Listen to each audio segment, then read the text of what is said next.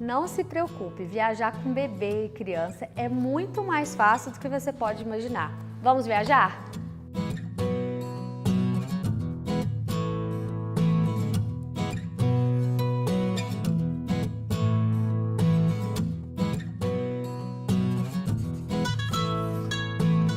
Viajar com criança é uma questão de planejamento e organização. E a primeira coisa que se pensa quando pegar um voo com criança é qual o melhor horário de voo para a sua criança. Aqui em casa eu prefiro o voo noturno, mas se o mais barato for o diurno eu também vou nele e está tudo bem. Veja o que é melhor para você e agende a sua viagem. Uma dica que eu dou é chegue cedo no aeroporto. Normalmente, a gente chega no horário que a companhia aérea pede, mas em se tratando de criança, o ideal é chegar ainda antes desse horário. Isso porque, se a criança der uma birra, se esquecer alguma coisa no carro, se ela se sujar, se precisar ir ao banheiro, você consegue fazer tudo em tempo hábil, tranquilo e não chegar no avião esbaforido e já começar a sua viagem suada. A outra dica é a hora do embarque. Normalmente, crianças têm preferência para entrar no avião primeiro e todo pai e toda mãe quer usufruir dessa vantagem. Mas será que é uma coisa esperta a se fazer? O que a gente faz aqui em casa e que ajuda muito é o seguinte: primeiro o Eduardo entra nessa fila de prioridade e ele entra sozinho com todas as bagagens, as tralhas todas. Eu fico com as crianças no lobby do aeroporto. Isso por quê? Porque ele entra, acomoda todas as bagagens próximas à nossa poltrona e eu fico com as crianças para ser uma dos últimos a embarcar. Porque quanto menos a criança fica no avião, menos irritada ela fica. A outra dica é sobre bagagem de mão. Quando você anda de avião, você está sujeito ao extravio de bagagem. E acredite, eles acontecem. Comigo já aconteceu várias vezes. E a única forma da gente não passar um estresse muito grande quando isso ocorre é a mala de mão. É ela que vai nos salvar, vai salvar a família inteira. Como que eu faço a mala de mão aqui em casa? Eu coloco nela a primeira roupa e a segunda roupa que eu vou usar nos 2 primeiros dias. Isso por quê?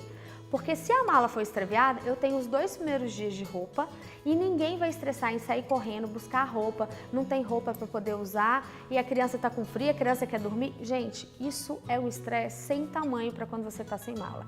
Então eu levo roupas tanto para mim quanto para as crianças. Para vocês saberem o que eu levo normalmente a roupa que eu vou usar no primeiro dia, um pijama e uma blusa que acompanha a parte de baixo que eu estava, calça, saia do dia anterior. Ou seja, eu tenho 2 dias completos para mim. Para o meu marido eu faço a mesma coisa e para as crianças eu levo 3 roupas. Uma para o primeiro dia, uma para o segundo, o pijama e uma caso suja ou precise trocar. Isso porque outra vantagem que a gente tem é, chego no hotel, eu só preciso abrir mala de mão para curtir o primeiro dia de programação. Então a gente não tem aquele estresse de ter que abrir todas as malas para começar o nosso dia e a nossa viagem. Fora a mala de mão dentro do avião, eu levo aquela bolsa que normalmente as mães andam para tudo quanto é lado com as coisas das crianças. Nessa bolsa eu deixo ela debaixo do meu pé no avião. Nela eu levo outras trocas de roupa. Isso por quê? Marcele, você não tem a mala de mão? Não, a mala de mão é para caso de extravio de bagagem. Tudo que eu preciso para passar esse tempo no avião está nessa bolsa. A minha é uma bolsa grande da Kipling, super comum, a bolsa de maternidade mesmo. Eu levo uma para as 2 crianças. Nela eu tenho 2 calças, 3 blusas e um casaco para cada uma das crianças, uma manta e meinha. Fora isso tem toda a questão de comida que eu levo e os brinquedos para eles se distraírem.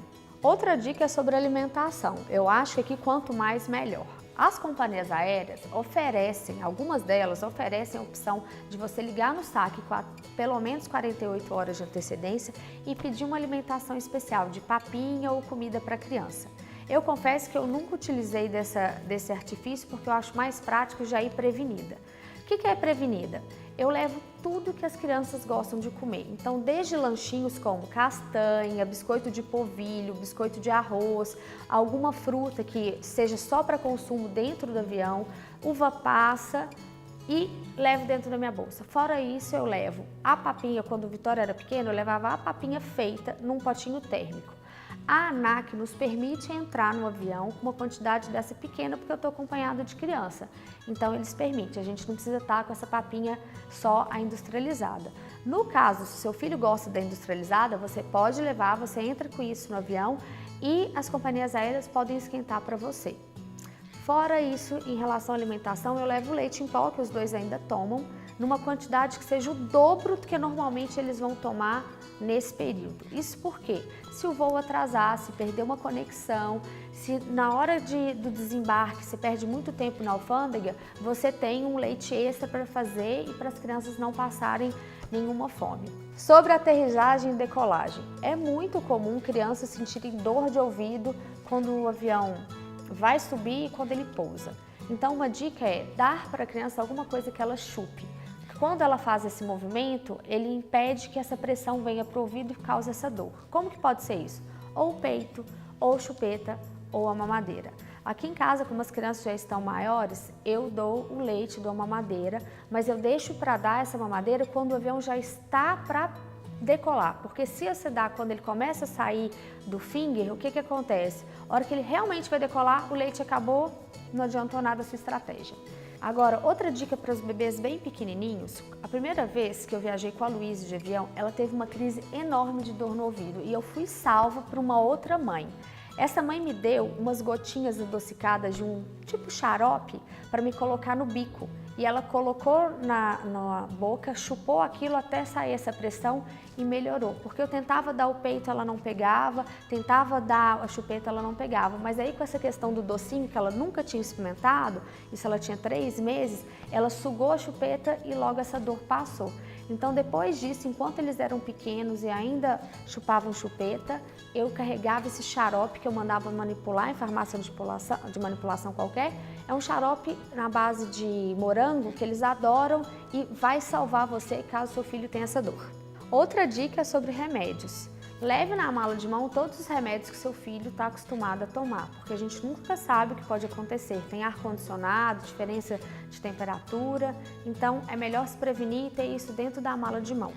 Outra dica que eu dou, eu trato as crianças com homeopatia e o meu médico sugeriu para me dar camomila para eles. Então eu mando manipular uns glóbulos de camomila e começo a dar de 5 em 5 glóbulos de 2 em 2 horas para as crianças desde o momento que eu saio de casa. Isso vai dando uma baixada, eles vão se acalmando para poder entrar no voo tranquilos. Uma outra dica é, se o seu bebê é bem pequenininho, você pode agendar na companhia aérea aqueles bercinhos que ficam presos.